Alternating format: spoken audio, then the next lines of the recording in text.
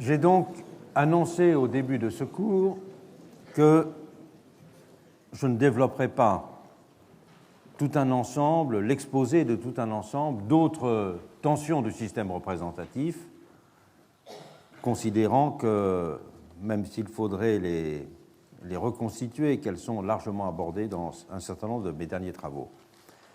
Je voudrais maintenant passer quelques cours à analyser avec vous ce que j'appelle les variables d'exercice de l'idée démocratique, les variables d'espace et les variables de temporalité, en montrant comment ces variables peuvent jouer un rôle absolument considérable pour transformer l'idée et les figures de la démocratie.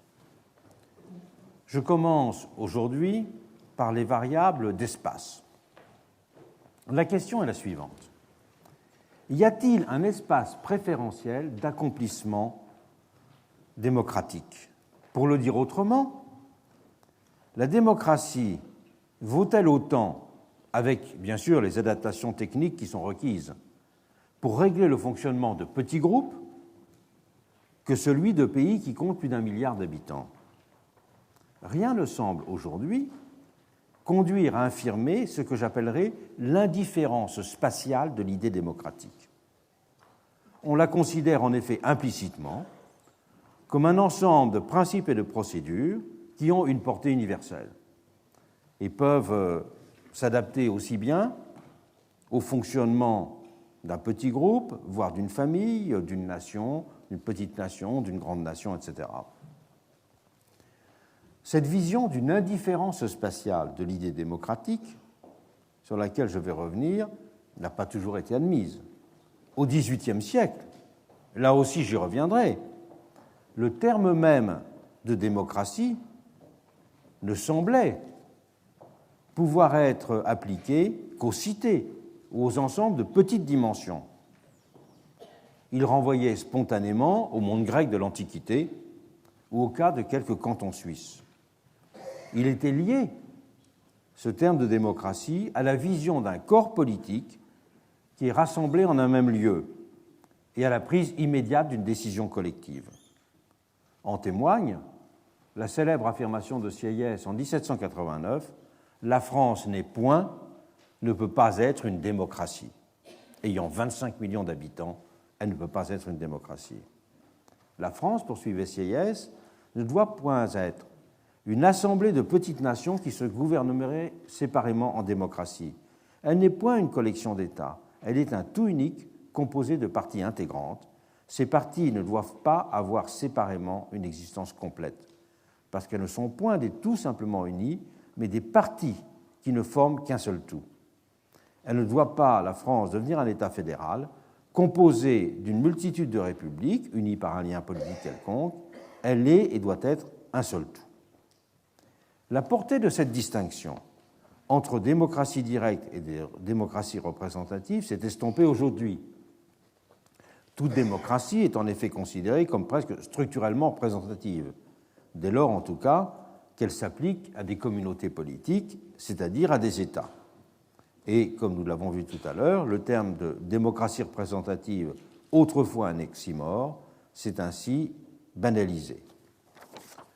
La question de l'espace pertinent des démocraties n'est donc plus rapportée depuis maintenant longtemps à ce critère de la ligne de partage entre possibilité d'un gouvernement direct et adoption nécessaire de procédures représentatives. C'est la référence au principe d'autodétermination qui s'est imposé pour fixer le cadre territorial des communautés démocratiques.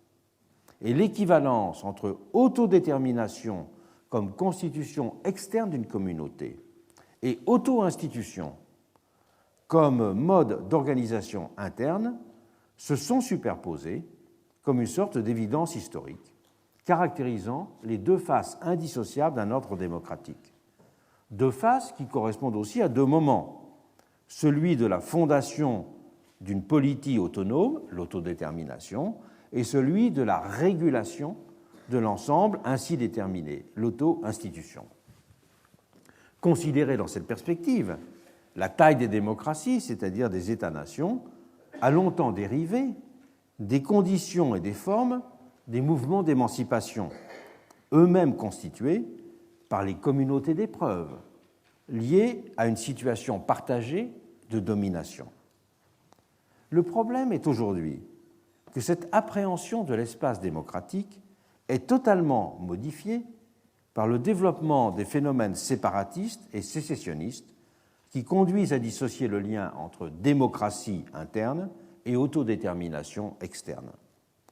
Pour bien prendre la mesure de cette évolution et en analyser les conséquences, il est nécessaire et éclairant de repartir de l'histoire même de cette notion d'autodétermination.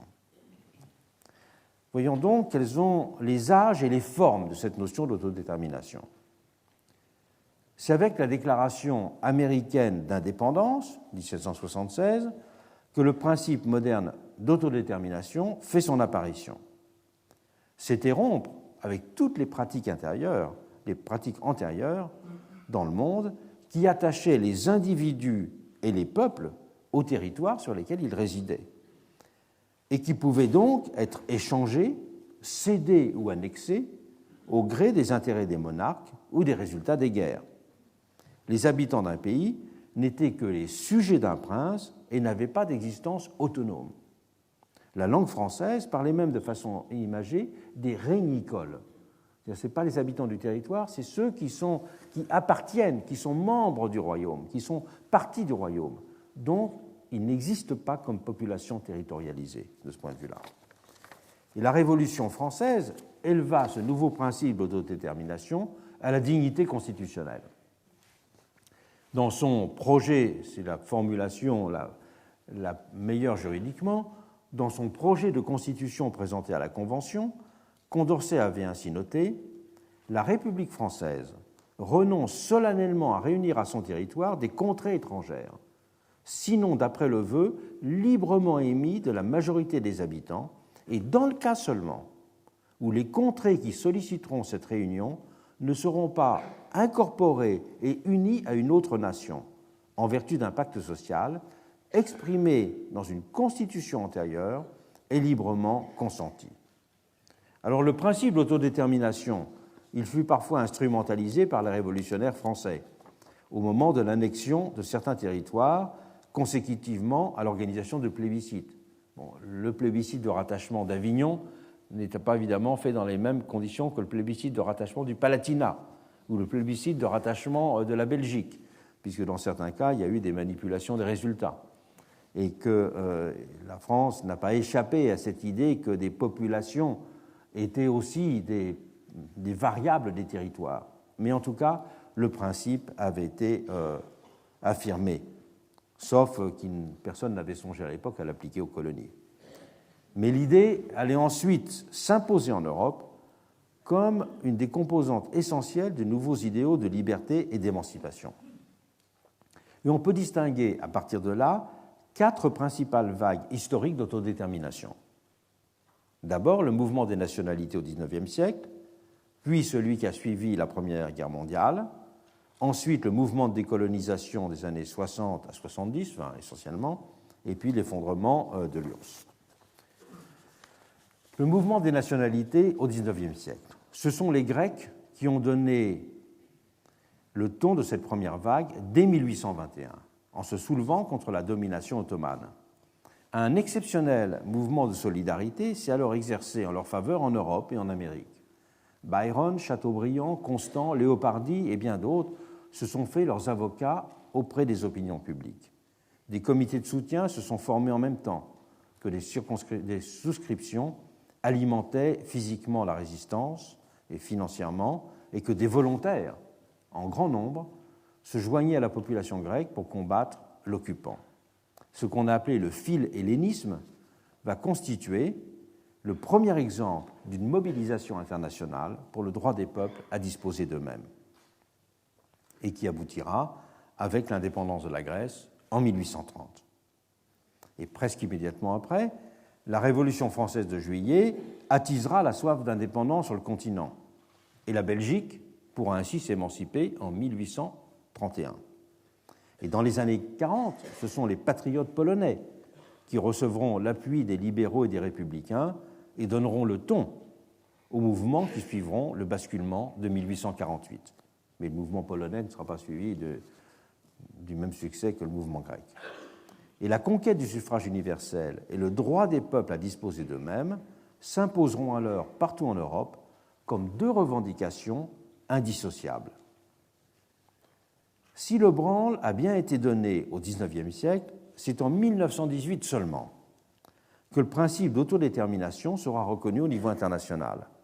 Et c'est sous ces auspices que les empires austro-hongrois et allemands seront démantelés. Wilson et Lénine s'en feront parallèlement les champions, le consacrant dans son universalité. Le président américain en donnera plusieurs définitions en 1918, la première étant contenue dans ses fameux 14 points de janvier 1918. La plus accomplie notait « Chaque regroupement territorial dans cette guerre doit être constitué de telle façon qu'il existe pour les intérêts et le bénéfice des populations concernées, et non pas comme partie d'un simple ajustement ou d'un compromis de revendications entre des États rivaux. » C'est montrer qu'il y avait une autonomie de la population et qui n'étaient pas simplement des sujets de l'État. Et Lénine avait publié de son côté, dès mars 1916, ses thèses sur la révolution socialiste et le droit des nations à disposer d'eux-mêmes, dans lequel il s'était fait lui aussi l'ardent défenseur du droit de sécession, même si cette ardeur sera ensuite démentie. Quant au mouvement de décolonisation des années 1960 et 1970, il s'est naturellement inscrit dans le prolongement fort de l'inscription en 1945 du principe d'autodétermination des peuples dans la Charte des Nations Unies. Ça va devenir un principe reconnu internationalement. En 1918, il avait été une pratique consensuelle. Là, il devient un principe d'organisation internationale. Principe qui entrera pleinement dans le droit international avec seulement une résolution de 1960 sur l'accès à l'indépendance des pays anciennement colonisés. Et le droit d'autodétermination des peuples s'était alors explicitement lié à l'indépendance des pays, consacrant unité externe et interne de l'idéal démocratique. L'application du principe d'autodétermination a ainsi conduit à une multiplication du nombre d'États indépendants sur le globe. Il y avait 44 États indépendants sur le globe après 1848. Ils étaient 62 au moment du déclenchement de la Première Guerre mondiale et 74 en 1946. Puis le phénomène s'est accéléré avec la décolonisation. 25 nouveaux pays étant par exemple créés sur le seul continent africain entre 1960 et 1964. Et l'éclatement de l'Union soviétique, ensuite, a parachevé autour des années 1990 cette accélération, donnant naissance à 14 nouveaux États-nations en Europe, à côté d'une Russie à la population divisée par deux. Et le démantèlement de la Yougoslavie prolongeant ensuite les effets de ce mouvement, de telle sorte qu'aujourd'hui, près de 200 États se trouvent reconnus ou en voie de l'être aux Nations Unies au début du XXIe siècle. Ainsi décrite, la marche de l'autodétermination et celle des progrès de la démocratie se sont positivement liées avec évidence, mais cette convergence semble maintenant s'être arrêtée.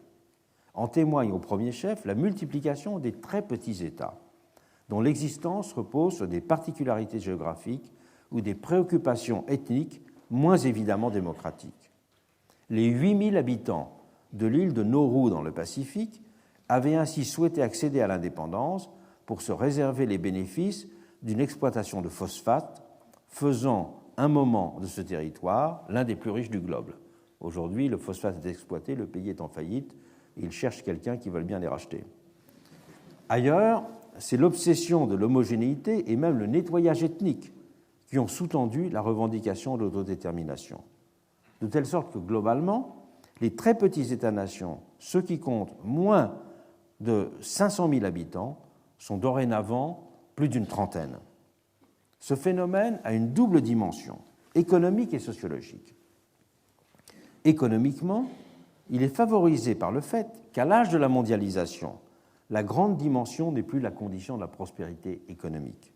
Des cités-États comme Singapour, Hong Kong ou les Émirats du Golfe profitent de la mondialisation.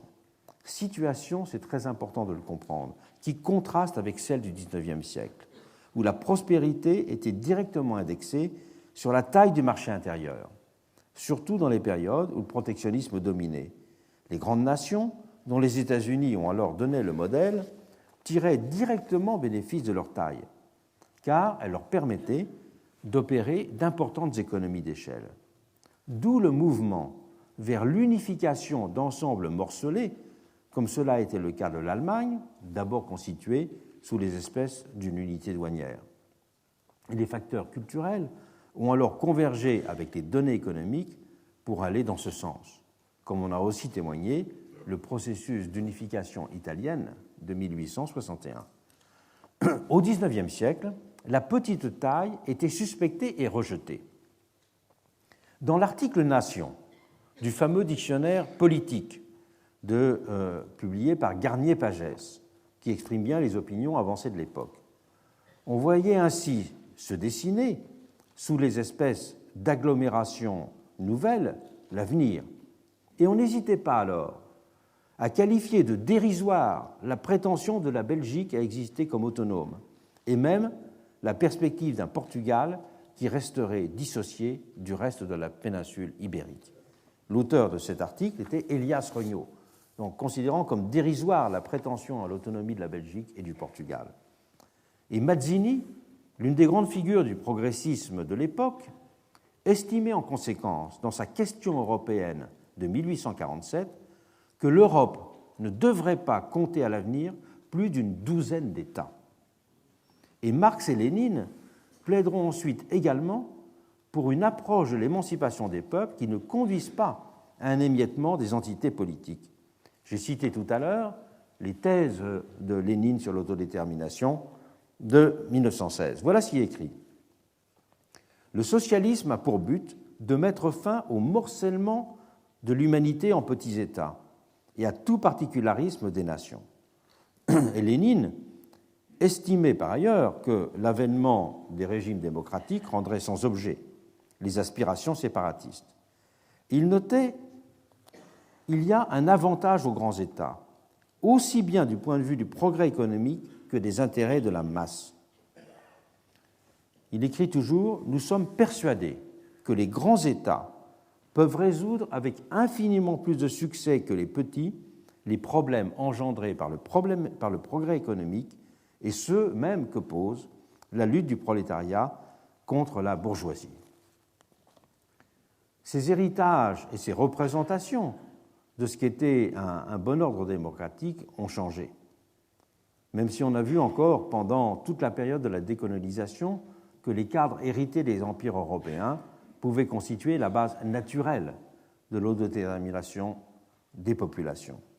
C'est à l'inverse un processus de fragmentation du monde qui est à l'œuvre aujourd'hui. Il est rendu économiquement viable et il s'appuie sociologiquement sur une réduction de l'idée de peuple à une variable d'homogénéité. Et la notion d'autodétermination s'est du même coup transformée en servant de justification à une multiplication de revendications sécessionnistes et séparatistes internes à des ensembles déjà constitués. Cette quête de l'homogénéité a dans bien des cas un substrat ethnique, comme on l'a par exemple vu au cours des affrontements qui ont rythmé la décomposition de l'ex-Yougoslavie. Mais elles ont dans bien des cas aussi une dimension économique, mettant en avant le fait qu'un ensemble hétérogène implique généralement des formes de redistribution interne qui ont un coût élevé. C'est ainsi une partie du nord de l'Italie, la Padanie, qui ne veut plus payer pour un sud estimé moins développé, ou encore les Flamands qui ne veulent plus faire État-providence commun avec les Wallons, considérant que ces derniers dépensent proportionnellement plus qu'eux. C'est donc la notion de démos qui s'est rétrécie et a ainsi insensiblement changé de sens, tendant à faire retourner l'humanité à l'âge prédémocratique du génos ou de l'ethnos. Simultanément, la notion de kratos s'est à l'inverse élargie. Les formes du pouvoir social ne se limitent désormais plus à l'idée d'une capacité positive de commandement. Elles empruntent de plus en plus les voies du contrôle et de la surveillance des gouvernants, dessinant le nouvel archipel de ce que j'ai appelé la contre-démocratie. Et parallèlement, le recours croissant aux droits et aux institutions d'impartialité a ouvert la voie à des formes de dénationalisation de la souveraineté. Et l'Europe a constitué un terrain exemplaire de ce type d'évolution. Mais ce processus de déterritorialisation a aussi produit ses effets au niveau international, même si c'est encore fort timidement, avec la multiplication des agences de régulation et la mise en place de tribunaux comme la Cour pénale internationale. Rétrécissement d'un côté du démos, élargissement de l'autre côté du kratos. L'idée démocratique est du même coup dorénavant écartelée entre ces deux appréhensions de son territoire pertinent. La globalisation a accéléré cette tension en favorisant à la fois la fragmentation du monde et l'élargissement des instances de régulation. L'ancienne congruence entre les définitions internes et externes de l'idéal démocratique, auto-institution et autodétermination, a du même coup cédé la place à une sorte de divorce. D'un côté, une démocratie rétrécie et durcie de l'homogénéité, voire la Hongrie d'aujourd'hui, fondée sur une appréhension réductrice du sujet pertinent de la démocratie et conséquemment de l'espace démocratique. Mais de l'autre, une démocratie élargie et diluée de la régulation, fondée sur une vision enrichie des formes démocratiques tendant à leur internationalisation. On pourrait dire démocratie populiste d'un côté et démocratie cosmopolitique constituent de la sorte les deux pôles d'une opposition radicale dans la façon de considérer l'espace pertinent de l'idée démocratique. C'est de ce constat qu'il faut partir pour réfléchir aujourd'hui. Il convient donc d'abord d'en préciser les termes et les ressorts. Voyons comment nous sommes passés de l'autodétermination comme solution à l'autodétermination comme problème. Le principe d'autodétermination, qui est longtemps apparu comme allant de soi, est devenu problématique. Si la rupture est clairement apparue dans les années 1990, il est intéressant de noter que certains esprits l'avaient bien pressenti dès 1918. Robert Lansing, qui était le secrétaire d'État auprès de Wilson et le négociateur américain du traité de paix, avait notamment bien vu qu'il y avait une fausse symétrie entre les deux notions de self-determination et de consent of the governed, qui étaient depuis longtemps pourtant considérés comme théoriquement équivalents. Il sentait bien en 1918 que l'application pratique du principe d'autodétermination était en fait beaucoup plus problématique, introduisant un puissant ferment d'instabilité et de désordre, tant pouvaient indistinctement s'en saisir tous les groupes désireux de faire reconnaître une identité ou des intérêts jugés menaçants. Voilà ce qu'il notait dans son journal personnel au moment de la négociation. Quand le président Wilson parle d'autodétermination, quelle unité a-t-il en tête? Est-ce qu'il a en tête une race, un territoire, une communauté? S'il n'y a pas de définition claire de l'unité pratique, l'application du principe sera dangereuse. Le plus je pense, à propos de ce qu'a déclaré le président sur le droit à l'autodétermination, le plus profondément je suis convaincu qu'il y a un danger à faire circuler ce concept. Il est lié à des formes de demande que le traité de paix ne pourra pas résoudre et qui créeront des troubles dans beaucoup de pays. Quel effet, en effet, aura ce principe auprès des Irlandais, des Indiens, des Égyptiens, des nationalistes chez les bourses d'Afrique du Sud? Est-ce que ça ne va pas lancer de nouveaux conflits? Est-ce que des minorités de Syrie, de Palestine et du Maroc et de Libye ne s'appuieront pas sur lui? Comment cela alors pourrait être harmonisé avec le sionisme que le président soutient ouvertement? Cette phrase, l'autodétermination, est simplement chargée de dynamite, loaded with dynamite. Cela mettra en place des espoirs qui ne pourront jamais être complètement réalisés. Cela coûtera, je le crains, des milliers de vies. Il aurait pu dire des dizaines de millions. Lorsque ce principe avait ensuite été mobilisé au service de la rhétorique anticolonialiste, ses ambiguïtés avaient été masquées et il s'était révélé parfaitement fonctionnel. Et ce d'autant plus qu'avaient alors été écartées des deux côtés les revendications qui ne s'inscrivaient pas dans le cadre du conflit colonial.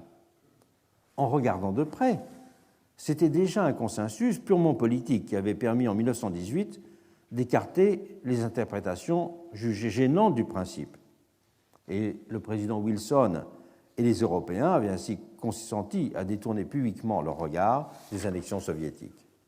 Il n'a plus été possible de continuer à masquer les équivoques du principe d'autodétermination dans les années 1990, au moment où, notamment dans les Balkans, son caractère ouvertement ethnique et antidémocratique est apparu au grand jour. C'est une face hideuse de l'expression démocratique qui s'est ainsi révélée. Ce n'est pas seulement le principe des nationalités qui s'est démultiplié, entrant dans une spirale inflationniste. C'est plus profondément et plus largement une nouvelle façon de concevoir le commun et de penser l'identité qui est à l'œuvre aujourd'hui par ce biais. Ce n'est plus une autodétermination d'émancipation qui est en jeu dans ces mouvements identitaires. Il s'agit, sous des formes différentes, d'autodétermination d'exclusion. En se substituant à l'ancienne idée de nationalité, la quête d'homogénéité a miné de l'intérieur l'esprit de la démocratie, quête dont la dimension fractale, au-delà des revendications territoriales de sécession, induit des mécanismes diffus et omniprésents de séparatisme social. Je parle de caractère fractal. C'est un élément qui a été très présent dans le débat sur l'indépendance du Québec. Que faire des autochtones à l'intérieur de l'indépendance? Et que faire des différentes catégories d'autochtonie? Et donc, il y a une dimension fractale de cette, c'est-à-dire à chaque fois reproduite à une échelle plus petite de cette quête. Cette nouvelle appréhension de l'espace démocratique peut être adéquatement caractérisée en étant resituée dans le cadre d'une typologie générale des formes de sécession. Il me semble que l'on peut distinguer trois approches de l'autodétermination et de la sécession.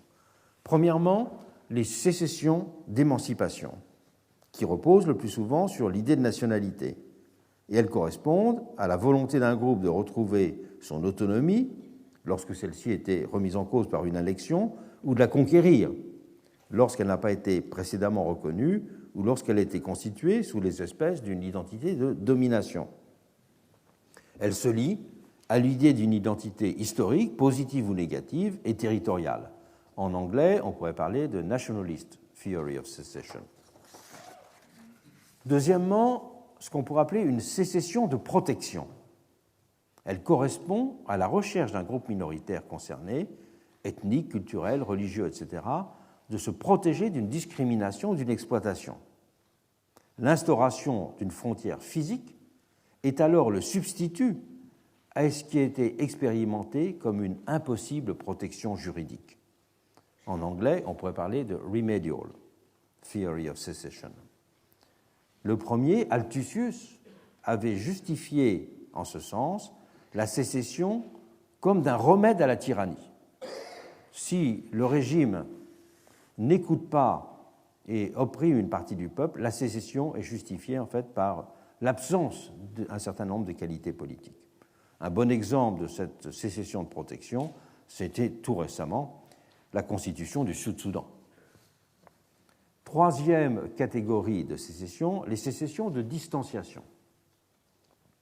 Elles sont le fait d'une volonté de distinction et ou de dissociation à l'extérieur d'un ensemble déjà constitué. Alors que les sécessions d'émancipation et de protection mettent en jeu des populations, il s'agit là davantage de classes ou de groupes électifs. Ce type de sécession peut avoir une traduction territoriale, voire l'exemple des revendications en Padanie, mais prendre aussi forme sous les espèces d'un retrait, d'une désolidarité fiscale ou sociale. Elle se manifeste encore en tant que racisme ou xénophobie. Elle correspond, dans les différents cas de figure, à un sentiment de rupture avec d'autres groupes. Et dans tous ces cas-là, la question de l'État-providence est centrale, tant il est alors perçu par certains, cet État-providence, comme un miroir grossissant des conditions d'exercice du contrat social. Dans la littérature théorique sur les sécessions, cette sécession de distanciation sera souvent liée à un débat sur ce qu'on a appelé les conditions de neutralité redistributive. Tout un ensemble de théories de la sécession de distanciation disant une sécession est légitime si elle n'a pas d'effet redistributif. Elle doit avoir une neutralité redistributive. Si elle n'a pas de neutralité redistributive, alors à ce moment-là, elle est un instrument d'un rapport de force social et elle est un instrument de redistribution forcée, en quelque sorte. Il y a toute une littérature sur cette idée de neutralité redistributive. Les échelles de mise en œuvre de ces trois formes de sécession sont très variées, et notamment, bien sûr, celle de la sécession de distanciation. Parce que cette sécession de distanciation, elle peut d'abord tout simplement être d'ordre individuel. Dans ce cas, c'est celui de l'affirmation d'un individualisme radical. Lorsque Emerson ou Thoreau plaident aux États-Unis dans les années 1840 pour l'autonomie de l'individu, lorsque Thoreau se réfugie à Walden, c'est bien l'idée, en quelque sorte, d'un droit de l'individu à la séparation. L'individu, ses droits individuels vont jusqu'à le constituer possiblement en territoire autonome. Mais elle peut aussi concerner des groupes limités vivant en marge de la société, voire par exemple les communautés Amish en Pennsylvanie et de l'ensemble des débats constitutionnels qu'il y a eu les concernant et concernant leur droit à des formes de régulation particulières. Et elle prend avec ces exemples, on pourrait dire, une dimension également physique, ce qui n'est pas le cas si l'on parle de sécession fiscale ou sociale. Là, ce n'est pas la sécession comme expression de l'individualisme ou la sécession comme expression d'un groupe très particulier. Mais l'important est de comprendre que dans tous ces cas-là, le fondement de ces sécessions de dissociation, c'est celui du droit individuel à l'autonomie. Et on peut parler en anglais pour cela de liberal theory of secession. Cela renvoie à la vision d'un monde qui est composé non plus de citoyens mais de mitoyens. Et si on est mitoyen et non plus citoyen, eh bien on organise les règles de la mitoyenneté. Et cela renvoie à une conception purement contractuelle du territoire. En termes internes, cela a donc pour conséquence de nier toute idée de dette sociale a priori. Et les identités ne prennent sens que sous les espèces de communautés négatives de distanciation ou de communautés positives de comportement partagé. En termes externes, cela peut viser à autonomiser des territoires jugés relativement homogènes au regard des critères mentionnés. Mais quelles sont les limites de ces sécessions-distanciation ? Eh bien, pour les théoriciens libéraux de la sécession, il n'y a a priori aucune limite, seulement celle de leur viabilité pratique. Et les défenseurs de cette vision pourront affirmer, par exemple, le droit d'une ville à faire sécession. Et il y a aux États-Unis, par exemple, tout un débat qui est encore en cours aujourd'hui à Los Angeles sur la volonté de sécession de la vallée de San Fernando, qui voudrait constituer un monde autonome. Mais à la limite, ces théoriciens disent, si une ville veut devenir un État autonome, elle devra en avoir la possibilité. Et l'expression, là, à ce moment-là, montre bien que ce caractère d'autodétermination est de la sorte foncièrement antidémocratique. Et cette dernière conception de l'autodétermination peut être considérée comme antidémocratique à trois points de vue. D'abord, d'un point de vue sociologique. Elle ne conçoit en effet le peuple que sous les espèces de l'homogénéité. Elle le substantialise ainsi, à rebours de la longue histoire de la démocratie comme organisation pacifiée de la diversité.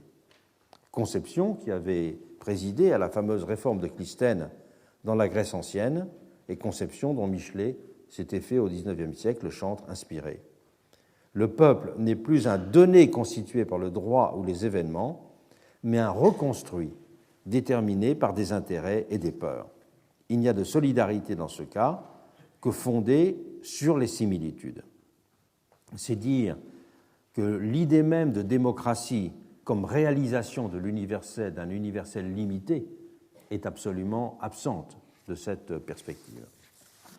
Deuxièmement, d'un point de vue procédural, elle opère un retour à l'idée de majorité valant unanimité, vision d'autant plus archaïque, prédémocratique, qu'il s'agit là d'une majorité essentialisée, artificiellement pérennisée, et non d'une majorité démocratique par essence fluctuante. La tyrannie, rappelons que pour les théoriciens de la tyrannie de la majorité commence le jour où la majorité se stabilise. Si la majorité est sans cesse fluctuante, il n'y a pas de tyrannie de la majorité. C'est lorsque la majorité devient constituée dans le temps, lorsqu'elle stabilise, que la tyrannie commence. Or, c'est tout le problème, justement, des utilisations de référendums majoritaires à cet effet. Même si ressurgissent dans ce cadre un certain nombre d'images de plébiscites du XIXe siècle qui, eux, ont été caractérisées par des formes d'unanimité. Il est en effet frappant de voir que les plébiscites qui ont conduit en Italie à l'unification italienne ont eu deux caractéristiques. Ces plébiscites italiens ont d'abord été des plébiscites dans lesquels le droit de vote n'était pas le même que le droit de vote pour les élections ordinaires. Les élections ordinaires avaient toujours un accès au droit de vote qui avait des formes de limitation, alors que le droit de vote pour le plébiscite était ouvert absolument à tout le monde. Et la deuxième caractéristique de ces plébiscites italiens, c'est qu'ils ont été pratiquement unanimistes. C'était la même chose pour les plébiscites de rattachement de Nice ou de Savoie à la France. Et cela donc conduit, si l'on a cette vision de la majorité qui vaut pour l'unanimité, à une vision illibérale du pouvoir, les majorités tendant à se concevoir comme le substrat légitime d'un ordre monolithique.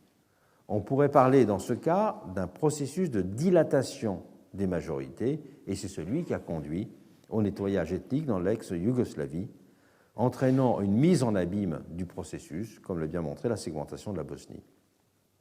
Troisièmement, non démocratique du point de vue de la vie des institutions, car cette sécession de distanciation, elle tend à dévaloriser l'idée de compromis, à réduire la dimension délibérative de la démocratie pour en exalter une vision simplement décisionniste.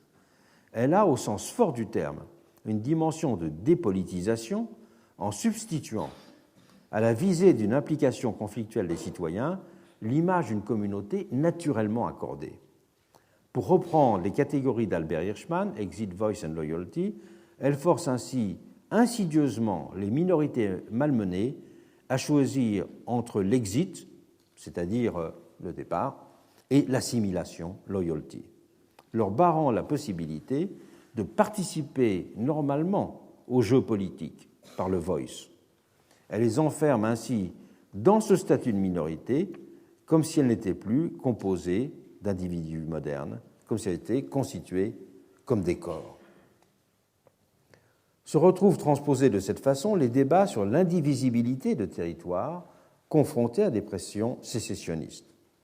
L'ancien secrétaire général des Nations Unies, Boutros Boutros-Ghali, avait déclaré à ce propos, dans son agenda pour la paix, que si chacun des groupes ethniques, religieux ou linguistiques prétendait au statut d'État, la fragmentation du monde ne connaîtrait plus de limites, et la paix, la sécurité et le progrès économique pour tous deviendraient toujours plus difficiles à imaginer.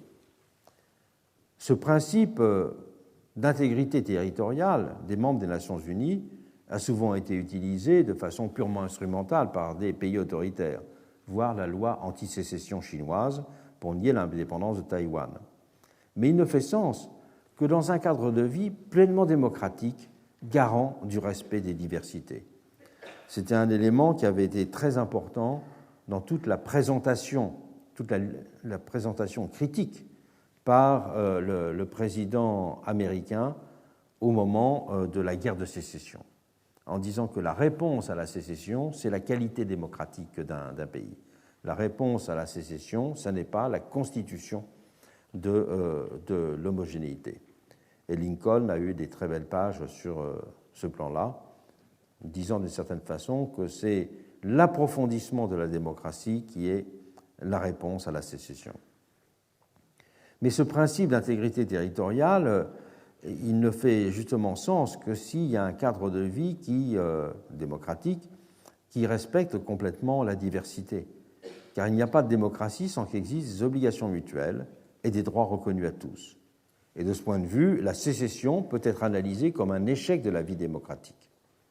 Et les sécessions de distanciation, qui sont le plus souvent invisibles, car non institutionnalisées, participent d'un mécanisme inverse de division sournoise, mais là aussi en précipitant une asphyxie de la vitalité démocratique. Tout autre est la perspective cosmopolitique. Donc on a ces deux grands pôles, un pôle de la rétrécissement de la catégorie du démos et un pôle de l'élargissement de la catégorie du kratos. Ce deuxième pôle, constituant justement de cette nouvelle, derrière cette variable d'exercice qu'est le territoire, se constitue cette tension entre justement un kratos qui tend au rétrécissement, un kratos qui tend à l'élargissement et un démos qui tend, disons, au rétrécissement. La perspective cosmopolitique. Il faut partir d'abord de la tendance, du fait que la tendance à la multiplication des sécessions de distanciation correspond à une forme d'attrition de l'idéal démocratique. Il y a bien en effet un processus de réduction identitaire des démocraties qui est à l'œuvre sur ce mode. Et cela équivaut à ce qu'on peut appeler une dénationalisation interne des démocraties, au sens où l'idée de nation se réduit dans ce cas à l'idée d'un ensemble homogène, perdant sa dimension originelle de production continuée et négociée du commun dans un espace reconnu, divisé et hétérogène. Et c'est en ce sens que l'idée de nation s'est toujours liée historiquement à celle de la réalisation d'un universel limité et pas liée à la vision d'un élargissement des particularités. Elle se lie structurellement, pourrait-on dire, à la perspective d'un rétrécissement des polities. Mais il y a bien en même temps un mouvement inverse de déterritorialisation des démocraties qui est à l'œuvre. Et un tel mouvement a deux vecteurs. La montée en puissance des formes de régulation découplées des espaces nationaux, d'une part, et l'élargissement de la figure du sujet de droit, d'autre part. Double transformation essentielle, qui affecte aussi bien la définition du kratos que celle du démos. Le kratos n'est d'abord plus une catégorie qui se superpose aussi évidemment que par le passé à celle de souveraineté. La montée en puissance du terme de gouvernance témoigne de cet écart. Une masse de travaux a été publiée depuis près d'une trentaine d'années sur la question de la gouvernance. Tous soulignent une triple évolution dans le mode de prise de décision dans le monde contemporain. Premièrement, ces décisions associent de plus en plus une pluralité d'acteurs, des formes et des statuts très différents. Dans l'ordre international, cela renvoie par exemple au fait que des intervenants fort hétérogènes, des États, des ONG, des organisations publiques peuvent être impliqués dans un même processus de discussion et de décision. Opérateurs publics et privés, opérateurs se liant à différentes échelles, se mêlent et interagissent, chacun exerçant à sa façon une fonction de gouvernant, en ce sens qu'ils disposent d'une capacité de pression, d'une capacité d'intervention ou d'une pression vers la décision, qu'elle soit légale, médiatique ou sociale. La deuxième caractéristique, c'est que les décisions concernées ne sont jamais prises sur le modèle de la décision souveraine. La décision souveraine se caractérise par le fait qu'elle est prise sous la forme d'un choix tranchant, à un moment clairement identifiable. Alors que ces décisions liées au monde de la gouvernance résultent de processus itératifs complexes. Le terme même de décision tend à perdre sa consistance dans ce cas. Les relations entre la pluralité des acteurs impliqués s'inscrivant dans un mouvement continu de consultation, de négociation, d'ajustement et de compromis. Une thèse qui a récemment été publiée sur le mode de fonctionnement des institutions européennes montre très bien comment justement ce n'est pas un régime de la décision souveraine, mais un régime de ces processus itératifs complexes qui mènent à des formes de décision dans un ensemble de cette nature-là. Cela vaut aussi d'ailleurs par des transformations que l'on voit dans d'autres sphères que celles de la vie publique, y compris dans les administrations, les collectivités territoriales ou les entreprises. La troisième caractéristique de ce monde de la gouvernance, c'est que la détermination des règles ne s'inscrit plus dans l'existence d'un univers normatif constitué sur un mode de la hiérarchie des normes, qui a pour clé un ordre étatique régi par l'idée de volonté générale, mais qu'il fait référence à un système de normes hétérogènes, plurielles, qui mêlent du droit étatique ou international, des éléments d'arbitrage, des conventions, des coutumes, qui forment un ensemble complexe et proliférant.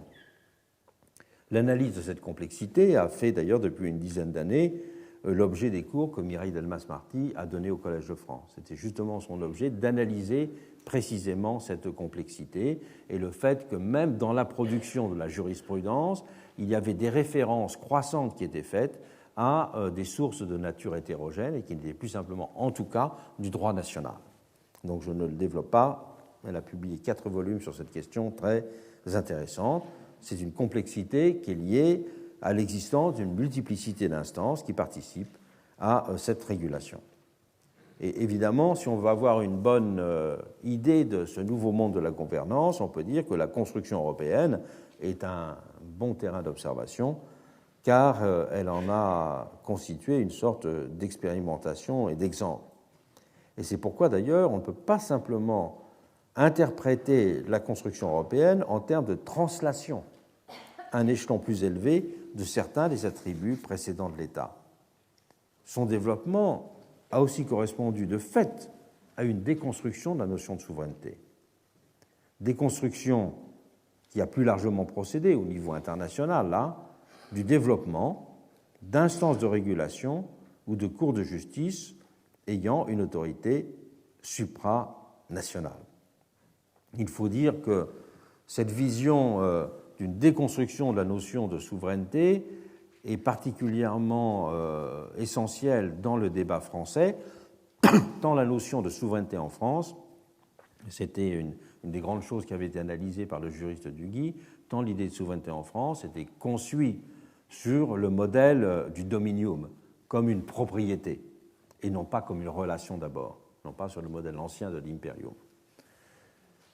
Et donc cette déconstruction, elle participe d'un effet qui conduit à des formes d'élargissement de la démocratie, qui sont liées à la montée en puissance d'institutions qui sont fondées sur des principes d'impartialité, de réflexivité, ainsi qu'à des nouvelles formes contre-démocratiques d'intervention citoyenne, voir le rôle que donnent un certain nombre d'organisations internationales dans leurs réunions à des forums d'ONG, forme d'élargissement qui trouve un terrain naturel d'expansion là où n'existe pas de pouvoir souverain. Donc transformation du kratos selon ses modalités, disons de la gouvernance pour faire vite, mais transformation du démos de l'autre. Autant il y a un démos du rétrécissement, qui est celui de l'homogénéité, autant en même temps il y a un autre mouvement. C'est celui qui tient au fait que le peuple ne s'assimile plus seulement à l'idée de peuple souverain, mais qu'il prend de façon grandissante la forme de ce que j'ai appelé le peuple principe dans une société d'individus. Les sujets de droit qu'il compose ne s'appréhendent plus seulement sur le registre d'une appartenance déterminée, mais surtout en tant qu'être humain en général. Et du coup, il y a cette dissociation entre le sujet de la souveraineté et le sujet de l'humanité. C'est à ce titre qu'il mène des combats pour le respect, la dignité, la protection, le rejet des discriminations de toutes sortes. Et des instances supranationales susceptibles d'intervenir sur ces questions commencent à émerger. Dans le domaine européen, c'était explicitement le cas avec la Cour européenne des droits de l'homme qui a joué le rôle que l'on sait. Mais cela prend aussi la forme plus souple et plus spécifique au niveau international de conventions, par exemple celles concernant l'esclavage ou le travail des enfants. Il y a bien de cette double façon l'équivalent d'une autre forme de dénationalisation, mais qui est cette fois positive de la démocratie. Le problème est de savoir si on peut pour autant parler de manière indistincte de l'avènement d'une démocratie cosmopolitique ou encore d'une démocratie sans démos, pour reprendre le titre d'un récent livre, fort stimulant par ailleurs, de Catherine Colliot-Tellen. Je ne le pense pas. car ces nouvelles formes de protection des droits, d'encadrement de certaines activités économiques et d'implication de nouveaux acteurs ne touchent qu'une partie limitée de ce qui relève du politique. Il s'agit d'instances de protection et de régulation, mais non pas d'instances de production du commun. Or, c'est bien là que le bât blesse. Si ce qu'on pourrait qualifier de façon un peu extensive de démocratie, de régulation et de protection tend à se mondialiser, même si c'est évidemment de façon très inachevée, comme le suggère tout simplement le fait que la mondialisation des marchés est actuellement très en avance sur cette démocratie de régulation et de protection et même la déborde. Mais il faut distinguer cette démocratie de régulation et de protection qui, inévitablement, actuellement, tend à s'internationaliser et une démocratie d'institutions qui, elle, est fortement régressive et tend, au contraire, à se rapetisser. D'un côté, les marchés et les droits qui s'ouvrent, de l'autre, les murs qui se multiplient et les frontières qui se ferment lorsqu'il s'agit des droits sociaux. Or, la question des droits sociaux est essentielle, car ces droits sociaux, ils sont directement liés à la définition de l'institution du commun. Tension entre deux modes d'existence et deux contenus des démocraties contemporaines qui constituent le nœud gordien du présent. Tension qu'il est illusoire de penser résoudre en considérant que les droits subjectifs sont aussi la base de tous les droits sociaux.